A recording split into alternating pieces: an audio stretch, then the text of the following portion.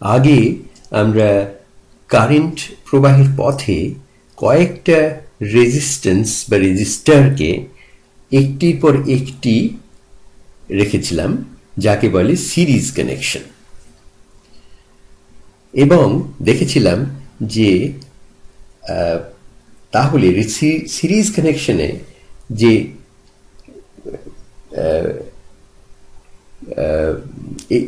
তাহলে total resistance মানে এগুলোকে মানে এই পুরো সার্কিটটার যে টোটাল রেজিস্ট্যান্স সেটা কত। এবং দেখেছিলাম যে টোটাল রেজিস্ট্যান্সটা হচ্ছে ওই সিরিজ কানেকশনের জন্য যে রেজিস্ট্যান্সগুলোকে সিরিজে রাখা হয়েছিল তাদের যোগফলের সমান। মানে আর টোটাল হচ্ছে R1 যোগ R2 যোগ R3 ইত্যাদি।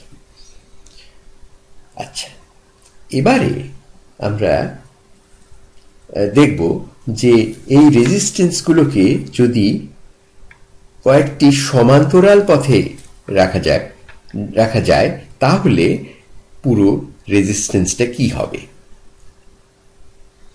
এই সমান্তরাল পথে রাখাটাকে আমরা বলবো প্যারালাল কানেকশন। এখানে যেরকম দেখানো হচ্ছে ছবি এঁকে, যে দুটো রেজিস্টার ওই R1 এবং R2 তারা প্যারালাল কানেকশন এ রয়েছে।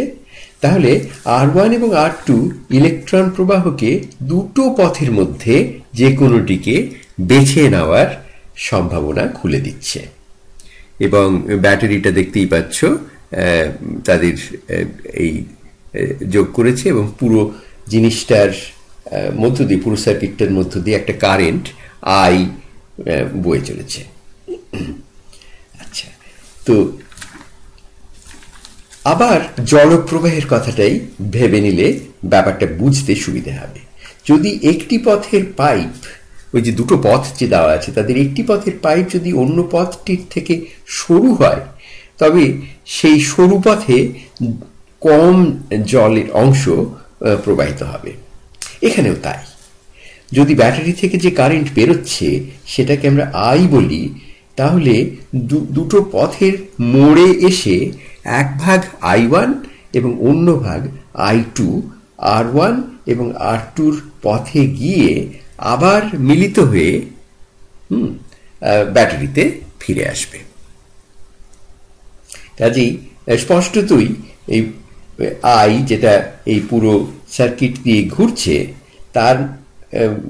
তার মান হবে ওই যে I1 এবং I2 যে দুটো পথে যারা গিয়েছিল এবং তারপরে আবার মিলিত হয়েছিল তাদের যোগফলের সমান। মানে I সমান I1 যোগ I2, মানে ওই দুটো, এখানে I2 আর I3 লেখা হয়েছে, I1 সমান I2 যোগ I3 লেখা হয়েছে, আমরা তাই বলি না হয়। কাজেই টোটাল কারেন্টটা হচ্ছে I1 এবং I2 আর I3 হচ্ছে ওই দুটো যে দুটো পথ তাদের মধ্য দিয়ে গেলে কি হবে। আচ্ছা, মনে করো ওই দুটো পথে ভাগ হওয়া এবং আবার মেলার জায়গাটি এই পুরো ওই যে দুটো সার্কিটের ওই প্যারালাল সার্কিটের অংশটি একটি কালো বাক্সের ভেতরে লুকোনো আছে। আর মনে করো ওই লুকোনো অংশের রেজিস্ট্যান্স হচ্ছে আর টোটাল আর টি। তাহলেও আমরা এটুকু বলতে পারবো যে ওই ভি মানে ব্যাটারির যে ভোল্টেজ সেটি হবে এই I1, এখানে I1 আর টির গুণফলের সমান। হ্যাঁ, ভি সমান I আর টি বা I1 আর টি, আবার সেই ওমস ল থেকেই আসছে সেটা। লক্ষ্য করো R1 এবং R2-র দুই প্রান্তে ভোল্টেজের পার্থক্য হচ্ছে ঠিক ব্যাটারির ভোল্টেজের পার্থক্য ভি যা তাই। কারণটা হচ্ছে যে ওই মানে ওই যে কানেক্টিং তারগুলো যেগুলো তাদের রেজিস্ট্যান্স শূন্য, তার জন্য তাদের দুই প্রান্তে ভোল্টেজ একই থাকে, কোনো তাদের ভোল্টেজ এর তফাৎ নেই। কাজেই I1 R1 সমান ভি এবং I2 R2 ও ভি এর সমান।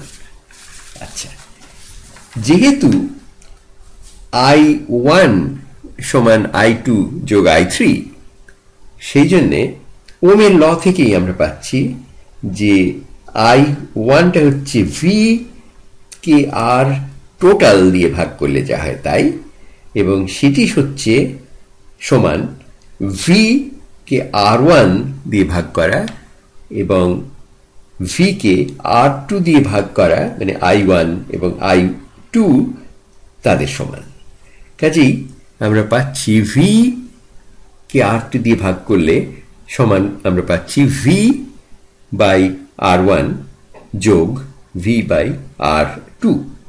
যেহেতু সবগুলো V এক, কাজেই V দিয়ে আমরা যদি পুরোটাকে ভাগ করে দিই দুটো দিককেই, তাহলে আমরা পাচ্ছি একের পিঠে R টোটাল সমান একের পিঠে R1 যোগ একের পিঠে R2।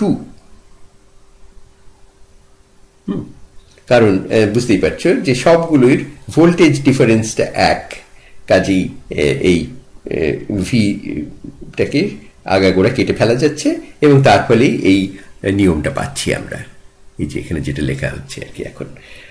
আচ্ছা, এবারে আমি যদি ভাবতাম যে আরো অনেকগুলো ওরকম প্যারালাল রেজিস্ট্যান্স যদি জড়ো করে দিই ওখানের মধ্যে, ধর আরেকটা তৃতীয় পথ যদি খুলে দিই ওই কারেন্টের জন্যে, এবং এমন কেন তিন, কেন আরো বেশিও করতে পারি, ধরো NT রেজিস্ট্যান্স পরপর যদি রাখি এরকম ভাবে প্যারালাল কানেকশনে, তাহলে যে টোটাল যে মানে সম্পূর্ণ যোগফল অফ অল দিজ, মানে এই রেজিস্ট্যান্স গুলোর যোগফলটা কি হবে তাকে যদি RT বলি, তাহলে একই কারণে যে I1 I2 I3 I4 I5 করে IN পর্যন্ত যেগুলো এই আসল মানে I1 কারেন্টটা ভেঙে গেল, তাদের এই সবগুলোর যোগফলটাই হবে আবার টোটাল কারেন্ট, যেটাকে যদি I1 বলো I1, না হলে I বলো I, সেইটার সমান।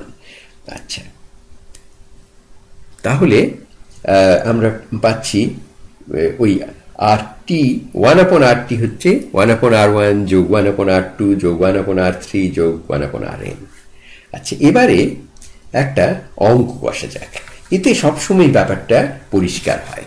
আচ্ছা, ওপরে যে আমরা ছবিটা এঁকেছিলাম এবং সেটাকে আমরা যদি আরো কঠিন করে আঁকি, সেটাও একই ব্যাপার, মানে ওই যে তারটা যতই লম্বা হোক, সেটা যতই আঁকা বাঁকা হোক, তাতে কিছু আসে যায় না, কারণ তার ভোল্টেজ তো সবসময় দুই প্রান্তে একই থাকছে এবং একই কারেন্ট সেখান দিয়ে যাচ্ছে, যেহেতু রেজিস্ট্যান্স তাদের নেই সেই কারণে।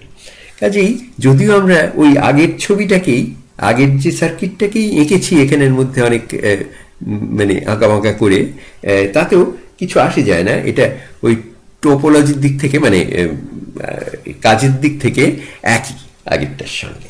আচ্ছা, এবারে আমি কতগুলো সংখ্যা বসিয়ে দিই এবং সেটা অঙ্কটা কষা যাক। যে আমাদের ব্যাটারির ভোল্টেজ হচ্ছে 16 ভোল্ট এবং ওই যে দুটো রেজিস্ট্যান্স তাদের হচ্ছে মাপ হচ্ছে, একটা হচ্ছে 20 ওম আর অন্যটা হচ্ছে 5 ওম। এইবার আমার প্রশ্ন হচ্ছে যে এর টোটাল রেজিস্ট্যান্স কত এবং কত কারেন্ট এখান দিয়ে, কোন পথ দিয়ে কত কারেন্ট যাবে সেইটা। তাহলে আমরা জানি যে আর টোটাল যদি এটার মানে মোট রেজিস্ট্যান্স হয় এই সার্কিটটার, তাহলে সেই একের পিঠে আর টোটাল হবে একের পিঠে 20 এবং একের পিঠে 5, এই দুটো ভগ্নাংশের সমান। তার মানে সেটা হচ্ছে একের পিঠে আর টোটাল হচ্ছে একের পিঠে 4, ওই দুটো যোগ করলে। আচ্ছা, তার মানে আর টোটাল হচ্ছে 4 ওম আমরা পেয়ে গেলাম। আচ্ছা, তার মানে যে কারেন্টটা চলেছে এই পুরো সার্কিটটা দিয়ে, তার সেই টোটাল কারেন্ট যেটা ব্যাটারি থেকে বেরোচ্ছে এবং আবার ব্যাটারিতেই ফিরে আসছে, কারণ কারেন্টেরও বিনাশ নেই, সেই জন্যে আই সমান ওই আবার ওহমস ল হচ্ছে একেবারে মানে মোক্ষম ল, সেটা এ ধরনের নিয়মে সবসময় এই ধরনের সার্কিটে সবসময় সেটাকে খাটাবে।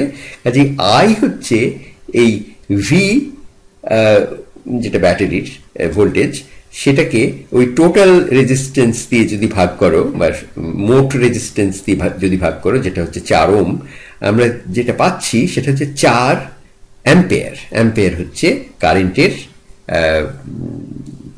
একক। আচ্ছা, এবারে আমরা আরো একটা জিনিস দেখতে পাই যে যদি আমাদের ধরো তারপরে বের করতে হবে ওই যে দুটো পথ যে দেওয়া আছে তাদের মধ্য দিয়ে যে কারেন্টগুলো যাচ্ছে, এখন তাদের I1 I2 বলা হচ্ছে, একই ব্যাপার, মানে দুটো ভাগে ভাগ হচ্ছে, তাহলে সেই I1 এবং I2 কত?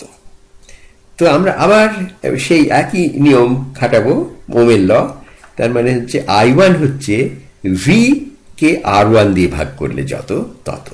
এখন V আমরা জানি 16, আর R1 মানে ওই যে 5 ওমের রাস্তা যেটা, সেটাকে যদি আমরা ধরে নিই, তাহলে I1টা হচ্ছে 16/5, সেটা হচ্ছে 3.2 অ্যাম্পিয়ার।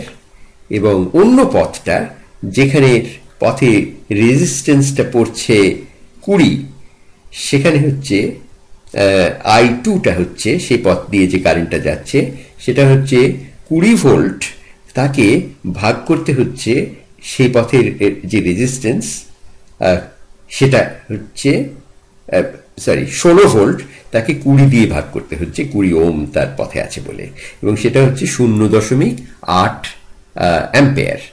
আবার দেখো যে এই 4 অ্যাম্পিয়ার দুটো পথে ভাগ হয়ে গেল, 3.2 অ্যাম্পিয়ার এবং 0.8 অ্যাম্পিয়ার, তাদের যোগফলটাও কিন্তু ওই একই থাকছে, মানে 4 অ্যাম্পিয়ার। সেটা দুটো পথে ভাগ হলো বটে, কিন্তু একই থাকছে। ওকে, এই হচ্ছে একটা সার্কিট কিভাবে